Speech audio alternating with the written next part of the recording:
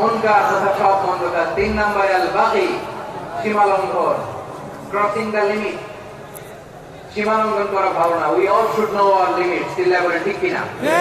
একে আয়াতে আল্লাহ বললেন, কুল ইন্নামা حرم ربي الفواحش ما ظهر منها وما بطن والإثم والبغي بغير الحق।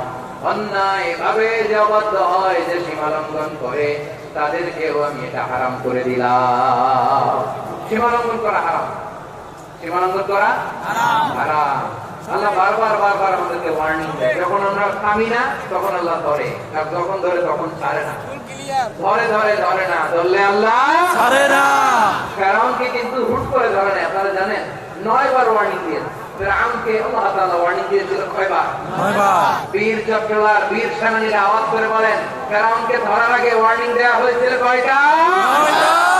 রব্বুল আলামিন বলেন, ওয়ালাকাদ আতাইনা মূসা 9 আয়াতিন বাইয়িনাত। 9টা মুআজিজা দেখিয়েছি।